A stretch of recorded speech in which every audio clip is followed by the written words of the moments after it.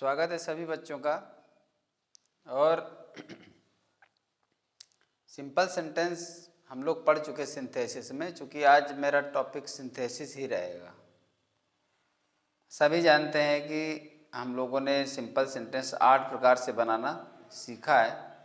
और देखिए, बहुत अच्छी बात है, मैं अपने हिसाब से समझ रहा हूँ कि एक तो प्रोनाउन टॉपिक चल रहा है, एक सिंथेसिस चल रहा हुआ है, और कुछ एक्सरसाइजेज भी चलती हैं एरर्स की, और इसके बाद प्रीपोजिशन भी एक नया टॉपिक उठा लिया गया है। तो अल्टरनेट ये सारे वीडियो मुझे बनाने होते हैं, तो ये भी ठीक है, क्योंकि एक ही चीज़ चलेगी तो एक ही चीज़ बच्चा पढ़ेगा। ऐसे टाइम टू टाइम कई चीज़ें बच्चों को मिल पा रही हैं। प्रीपोजिशन भी पढ़ रहे हैं, प्रोनाउन भी पढ़ रहे हैं, इधर सिंथेसिस भी पढ़ लेते हैं, और जो कंपटीशन बेस्ड जो एक्सरसाइजेज है वो भी हो जाती हैं। तो लगभग काफ़ी हद तक ठीक है, लेकिन एक साथ बहुत टॉपिक चलाया जाना अच्छी बात नहीं होती है। तो मैं समझता हूँ कि अब आगे कोई और टॉपिक ना ओपन हो, चलते रहना चाहिए ये। हाँ, अभ्यास के बाद बीच में कोई वैसी चीज़ आ गई तो अलग बात है। तो देखिए, अब हम पढ़ेंगे कॉम्प्लेक्स सेंटेंस, यानी सिंथेसिस में हमको पढ़ना है अब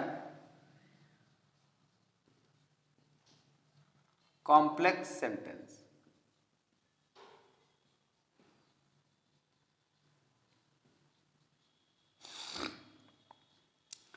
कॉम्प्लेक्स सेंटेंस जिसको हम हिंदी में मिश्रित वाक्य कहते हैं।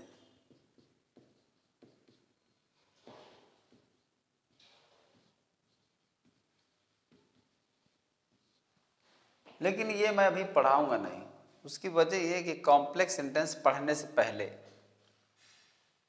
मैं ये बता देना ज़रूरी समझता हूँ कि कॉम्प्लेक्स सेंटेंस पढ़ने से पहले क्लॉज का ज्ञान होना बहुत ज़रूरी है। जब तक आप क्लॉज का ज्ञान नहीं करोगे अच्छी तरह से, तो ये संभव नहीं है कि आप कॉम्प्लेक्स सेंटेंस को बेहतर समझ पाओ। वो बना लो, कोई सेंटेंस बन जाए टेम्पररी तो एक अलग बात है, लेकिन जो कॉम्प्लेक्स सेंटेंस को सीखना होता है वो बिना क्लॉज को पढ़े समझ में नहीं आएगा। इसलिए टॉपिक आज का, क्योंकि अगर हमें कॉम्प्लेक्स सेंटेंस पढ़ना तो सबसे पहले हमें क्लॉज पढ़नी चाहिए। क्लॉज,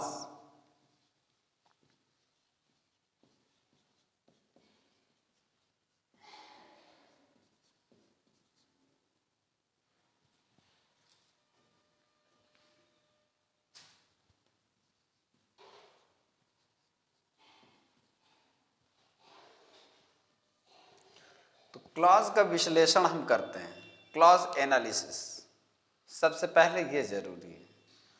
तो अब इसमें देखते हैं कि क्लॉज एनालिसिस में होता क्या है, कि पहले हम ये जाने कि क्लॉज क्या है, किसे कहते हैं। क्लॉज जो है उसको कहते हैं हिंदी में उपवाक्य। उपवाक्य, ये क्लॉज को कहते हैं, ये उपवाक्य होता है। और इसको हम पार्ट ऑफ सेंटेंस भी कहते हैं, पार्ट ऑफ सेंटेंस। क्लॉज की डेफिनेशन क्या है? A group of words that forms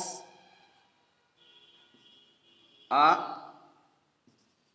sentence and has a subject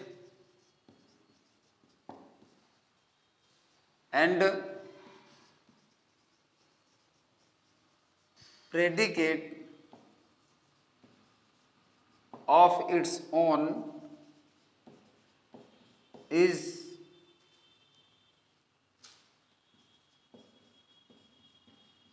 called a clause। ये आपकी क्लॉज की डिफिनीशन है। क्या लिखा हुआ है? ए ग्रुप ऑफ वर्ड, शब्दों का एक समूह, दैट फॉर्म्स, जो निर्माण करता है या निर्मित करता है, जो बनाता है। ए सेंटेंस माने एक सेंटेंस को, अर्थात शब्दों का एक समूह जो एक सेंटेंस का निर्माण करता है। And has a subject and predicate of its own, और जिसमें अपना एक सब्जेक्ट और अपना प्रेडिकेट पार्ट होता है। कुल मिलाकर अगर ये ना समझ पाओ तो ये कह सकते हो कि जिसमें अपना सब्जेक्ट और अपनी वर्ब होती है। क्लॉज में इज कॉल्ड ए क्लॉज, उसको एक क्लॉज कहते हैं, उसको उपवाक्य कहते हैं। तो सरल शब्दों में यही है कि क्लॉज हम उसको कहते हैं, क्लॉज एक सेंटेंस नहीं होता। सबसे पहली बात तो ये सेंटेंस का पार्ट होता है, और इस सेंटेंस के पार्ट में भी एक सब्जेक्ट होता है और एक प्रेडिकेट होता है। सेंटेंस का उसका एक जो बनेगा वो पार्ट सेंटेंस नहीं बनेगा, बल्कि एक क्लॉज बनेगी, एक उपवाक्य बनेगा, और उसका भी अपना सब्जेक्ट और अपनी वर्ब होगी। अपना सब्जेक्ट और अपनी वर्ब ऑफ इट्स ऑन, इसका स्वयं का सब्जेक्ट और स्वयं की वर्ब होती है, उसको हम क्लॉज कहते हैं। तो ये क्लॉज की डिफिनीशन है जिसको आपको समझना चाहिए। और अगर उसमें सब्जेक्ट और उसकी वर्ब नहीं है, अगर केवल मान लीजिए अगर वर्ब आ रही है तो भी क्लॉज नहीं है। अगर केवल सब्जेक्ट आ रहा है तो सब्जेक्ट आ रहा है तो वर्ब तो होगी ही होगी, पक्का है। जब करता होगा तो ये तो पता होगा ना कि एक्शन क्या कर रहा है। ये भले या अलग बात है कि सो ना किया को अंडरस्टूड हो, ऐसा भी हो जाता है, पर बिना सब्जेक्ट के तो क्लॉज पॉसिबल है नहीं। और सब्जेक्ट जब होगा तो उसकी एक्शन वर्ब जरूर होगी, तो इस तरह से तब वो क्लॉज मानी जाएगी। ठीक है ना, तो उसको हम उपवाक्य कहते हैं।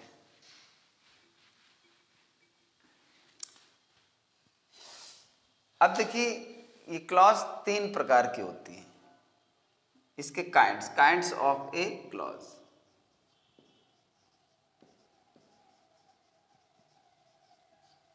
नंबर 1 एक प्रिंसिपल क्लॉज।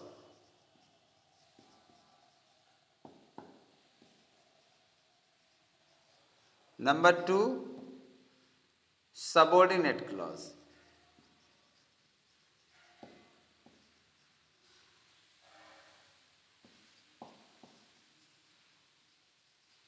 इसको सबऑर्डिनेट एक साथ भी लिख सकते हो, और कुछ लोग ऐसे भी लिख देते हैं सबऑर्डिनेट, तो ऐसे भी लिख सकते हो।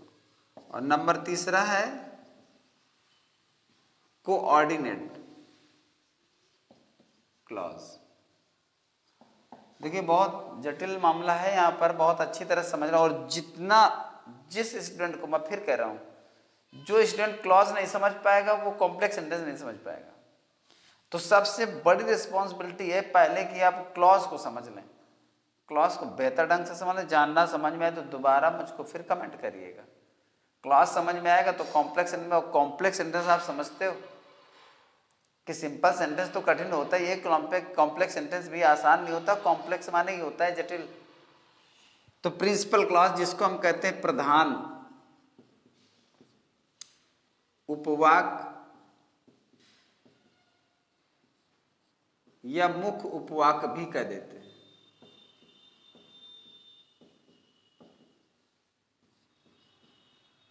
सबऑर्डिनेट क्लॉज को आश्रित उपवाक्य कहते हैं।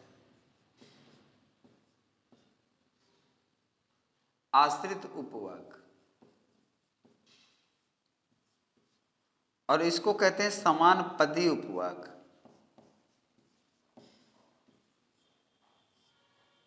समान पदी उपवाक्य।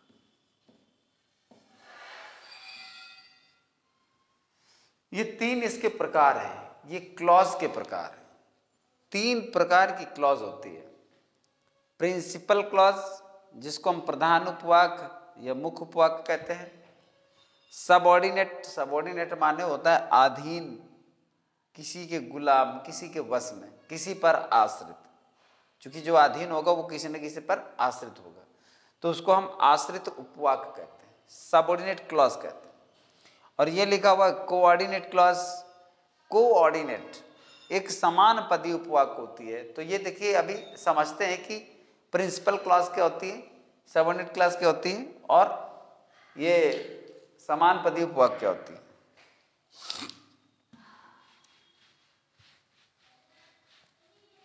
अब देखेंगे कि जैसे हम कहते हैं कि आई नो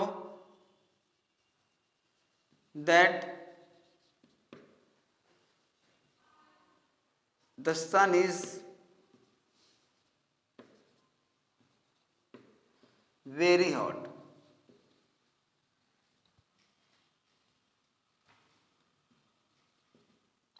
फिर हमने कहते the man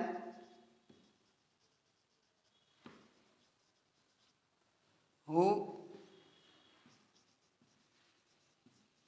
came to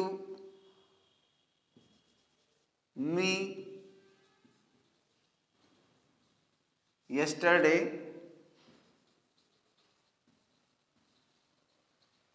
was blind।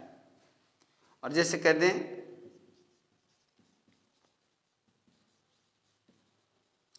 he could not come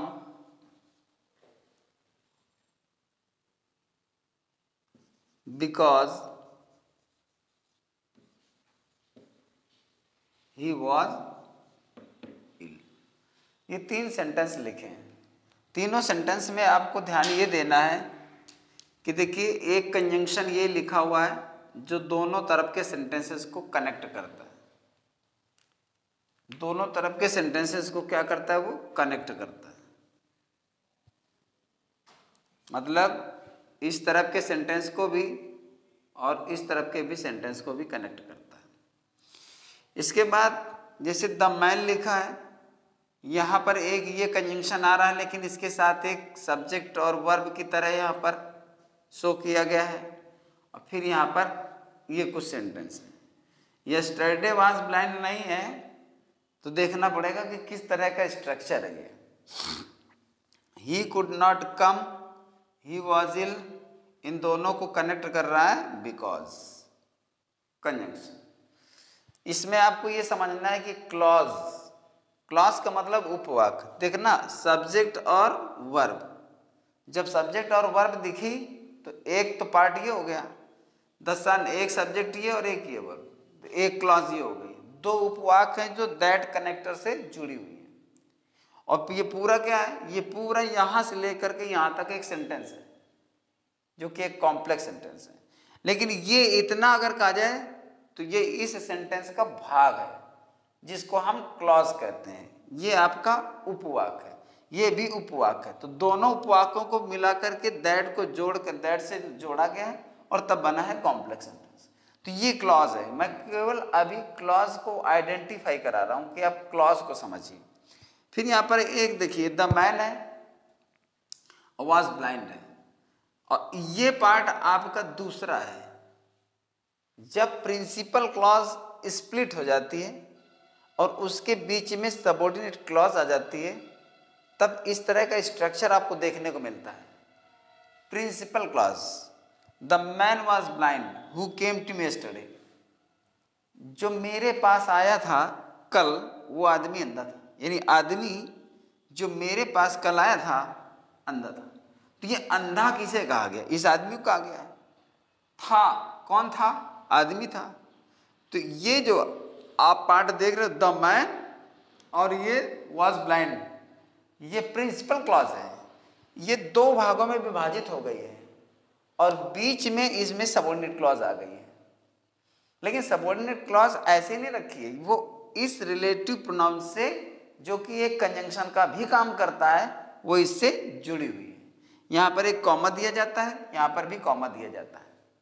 वो इसलिए दिया जाता है क्योंकि जब प्रिंसिपल क्लॉज के बीच में सबऑर्डिनेट घुस जाती है तो कॉमा देना होता है, और अगर प्रिंसिपल क्लॉज बाद में पहले आकर के एकदम लास्ट में सबऑर्डिनेट क्लॉज आती है तो उसमें आपको कॉमा की जरूरत नहीं पड़ती है। वो तो सेंटेंस जब बनाएंगे तो मैं खुद ही समझा दूंगा। इसके बाद देखिए एक क्लॉज ये है, इसमें ये सब्जेक्ट है, इसकी ये वर्ब है, इसमें ये सब्जेक्ट है, इसकी ये वर्ब है। तो जब एक सब्जेक्ट एक वर्ब है, एक सब्जेक्ट एक वर्ब है, तो 2 उपवाक हो गए ना। दोनों उपवाकों को मिला करके ये इस कंजंक्शन के द्वारा जोड़ा गया है, फिर एक सेंटेंस बन गया। तो ये उपवाक है और ये फिर पूरा वाक है। उप माने समझते होंगे, इसलिए उसको क्लॉज कहा जाता है। तो ये एक क्लॉज है। अब देखना ये है कि इनमें से कौन सी क्लॉज किस तरह की है। देखिए ये यहाँ पर आपकी प्रिंसिपल क्लॉज है, दैट कनेक्टर से ये सबऑर्डिनेट क्लॉज जुड़ी हुई है। ये प्रिंसिपल क्लॉज है जो दो भागों में बट गई है, और ये सबऑर्डिनेट क्लॉज है। ये भी, ये प्रिंसिपल क्लॉज, ये सबऑर्डिनेट क्लॉज, ये प्रिंसिपल क्लॉज, ये सबऑर्डिनेट क्लॉज, और ये आपकी है प्रिंसिपल क्लॉज, और ये आपकी सबऑर्डिनेट क्लॉज। समझ गया ना। इसी तरह से कोऑर्डिनेट क्लॉज भी होती है, पर कोऑर्डिनेट क्लॉज को हम अलग से बाद में समझेंगे। तो यहाँ पर ये देखिए, और जो प्रिंसिपल क्लॉज और सबऑर्डिनेट क्लॉज है ना, सबऑर्डिनेट क्लॉज के तीन प्रारूप होते हैं, तीन प्रारूप। पहले तो हम ये जानते हैं कि प्रिंसिपल क्लॉज क्या है, सबऑर्डिनेट क्लॉज क्या है, और कोऑर्डिनेट क्लॉज क्या है। तो ये मैंने क्लॉज का आपको सिर्फ सैंपल दिया, एक स्ट्रक्चर दिखाया कि क्लॉज हम इसे कहते हैं। तो अभी हम देख रहे थे कि हमें प्रिंसिपल क्लॉज, प्रिंसिपल क्लॉज उसे कहते हैं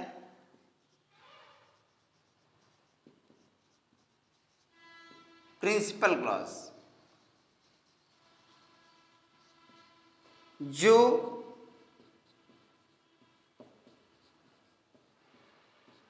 पूर्ण रूप से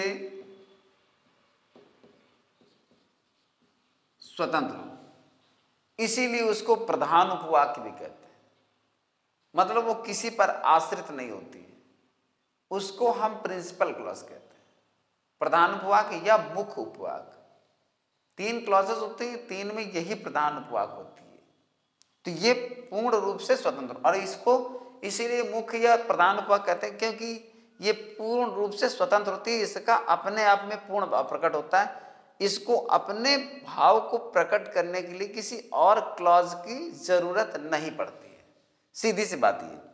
इसके बाद हम देखेंगे सबऑर्डिनेट क्लॉज।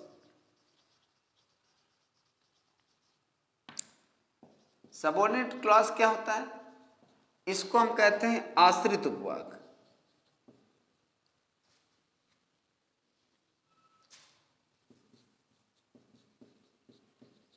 आश्रित उपवाक्य, इसके नाम से ही सभी जानते होंगे, ठीक है ना। यह क्लॉज प्रिंसिपल क्लॉज पर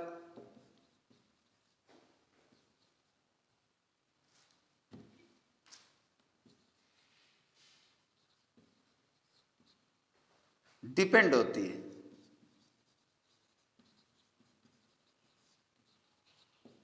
यानी आश्रित होती है। इसका अपने आप में पूर्ण भाव व्यक्त नहीं होता है, इसको अपने अर्थ को प्रकट करने के लिए या अपना पूर्ण भाव व्यक्त करने के लिए प्रिंसिपल क्लॉज का सहारा लेना पड़ता है। अर्थात ये बिना प्रिंसिपल क्लॉज के अपना पूर्ण भाव व्यक्त नहीं कर सकती है। अब एक ही एग्जांपल में दोनों हम समझ लेते हैं। जैसे आपने देखा होगा ज्यादातर लिखा होता है if you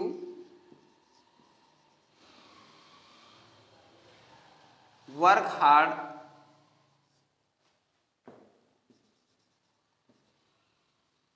you will succeed.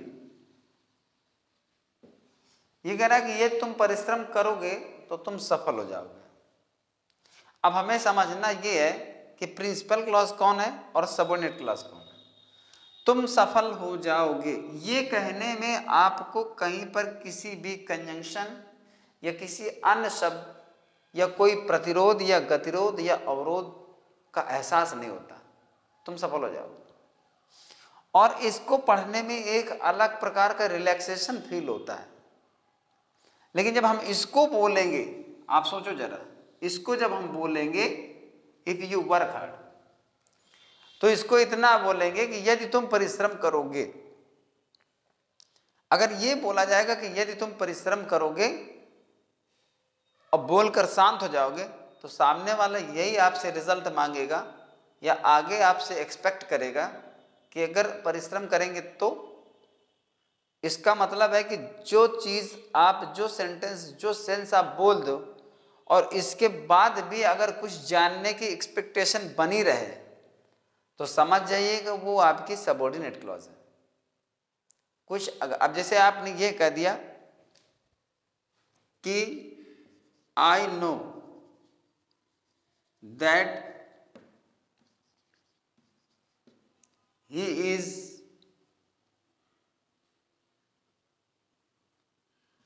Dishonest, यहां से हो गया। जब ये कंजंक्शन लगाओ तो वहीं से आपकी सबऑर्डिनेट क्लॉज होती है, क्योंकि ये जोड़ने वाला आपका एक कंजंक्शन होता है और ये इसी के साथ जुड़ करके ही आपका एक कंजंक्शन माना जाता है। और इसमें नाउन क्लॉज में इसका प्रयोग होता है दैट में, जिसको हम सबऑर्डिनेटिंग कंजंक्शन भी कहते हैं। यहाँ पर ये है आपका इफ, चूंकि ऐसे अगर आपको नहीं समझ में आ रहा होगा तो क्लॉज को उल्टा करके रख देते हैं, तो इससे आपको बेहतर ढंग से समझ में आएगा। कैसे? You will succeed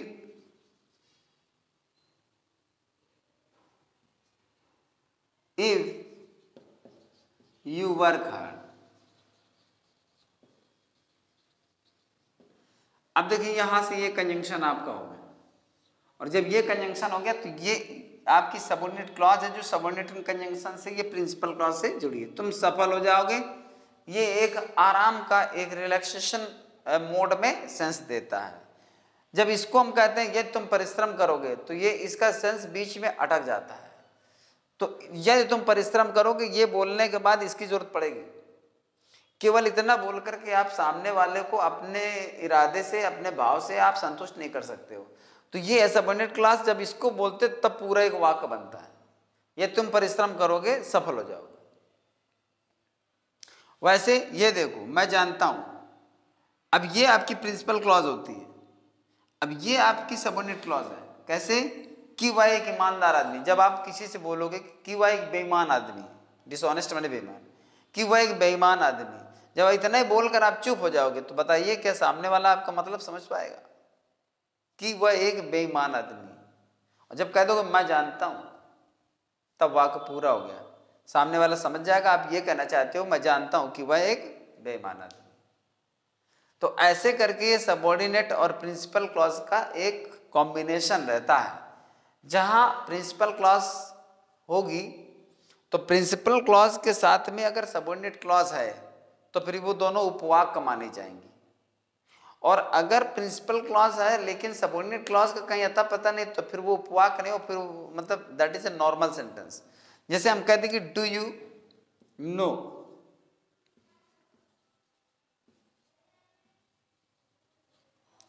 do you no it, अब ऐसे कर दिया, क्या तुम इसे जानते हो? अब यहां पर एक सामान्य वाक्य है जो किसी चीज के बारे में पूछ रहा है कि क्या तुम उसे जानते हो। अब अगर वहां पर ये इसको हटा करके कर दिया जाए do you know where he lives. अब यहां पर देखो, एक सब्जेक्ट ये, एक वर्ब ये, एक सब्जेक्ट ये, एक वर्ब ये। जब आपने पहले देखा था तो ये सब्जेक्ट था, ये वर्ब था और ऑब्जेक्ट था, तो सिर्फ सेंटेंस था, कोई क्लॉज की श्रेणी में नहीं आएगा। अब इसको क्लॉज कहोगे, ये प्रिंसिपल क्लॉज है और ये आपकी सबऑर्डिनेट क्लॉज है। तो क्या तुम जानते हो कि वह कहां रहता है, कि वह कहां रहता है? अब अगर हम इतना केवल बोलेंगे तो इससे अर्थ पूरा नहीं होगा, इससे अर्थ पूरा नहीं होगा। हमें हमेशा सबऑर्डिनेट की पहचान कंजंक्शन से लेकर करनी होती कि कंजंक्शन से उसका अर्थ निकाल के देख लो कि वह कहां रहता है। इतना बोलोगे तो सेंस क्लियर नहीं होगा। जब कह दो कि क्या तुम जानते हो कि वह कहां रहता है, क्या तुम जानते हो, तो वाक्य पूरा हो गया। अच्छा तो ऐसे बोल लो, क्या तुम जानते हो कि वह कहां रहता है। सबसे बड़ी पहचान है कि प्रत्येक क्लॉज का एक अपना सब्जेक्ट होता है और अपनी वर्ब होती है। और फिर तो हम बाद में क्लियर करते थे कि सिंपल सेंटेंस में कोई क्लॉज नहीं होती, क्योंकि सिंपल सेंटेंस में कोई कंजंक्शन नहीं होता, क्योंकि सिंपल सेंटेंस में सिर्फ एक ही फाइनाइट वर्ब होती है, इसलिए उसमें no clause and no conjunction, no subject verb matter, कोई मतलब इसमें नहीं है। बस उसमें यह कि एक सब्जेक्ट है तो एक फाइनाइट वर्ब आपकी चलेगी, सेंटेंस कितना ही बड़ा हो, उसमें कोई कंजंक्शन नहीं है। इसमें क्लॉज हम देखेंगे तो कनेक्टर होगा, कनेक्टर होगा तो हमको ये जानना होगा कि वो किस प्रकार की क्लॉज है। तो फिलहाल तो अभी हमने यहां पर ये देखा कि प्रिंसिपल क्लॉज और सबऑर्डिनेट क्लॉज को देखा। अब हम देख लेते हैं एक पल के लिए थोड़ा सा कोऑर्डिनेट क्लॉज। कोऑर्डिनेट क्लॉज का मतलब है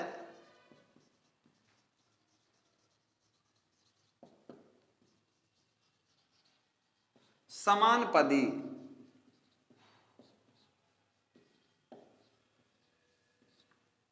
समानपदी उपवाक।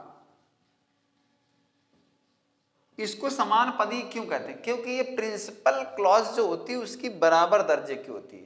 प्रिंसिपल क्लॉज जो होती है, प्रधान उपवाक होती है, उसी पद के ये भी बराबर का पद रखती है। जैसे हम कहते हैं कि he is weak so he can not run. अब देखिए, ही कैन नॉट रन, वह दौड़ नहीं सकता। ही इज वीक, वह कमजोर है। दोनों में कहीं से भी इस तरह से नहीं लगता है कि दोनों का अर्थ कहीं ना कहीं किसी न किसी वजह से कुछ अधूरा समझ में आता हो। मतलब इधर भी पूरा लग रहा है, इधर भी पूरा लग रहा है। तो अब जो अपना स्टेटस ये वाली क्लॉज रखती है, वही स्टेटस ये वाली क्लॉज रखती है। लेकिन ये प्रिंसिपल क्लॉज है, ये प्रिंसिपल क्लॉज है, और ये आपकी कोऑर्डिनेट क्लॉज है। ये समान पद है। अब देखो, he is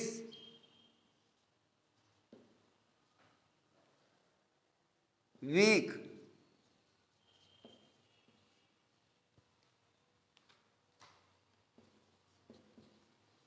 but he can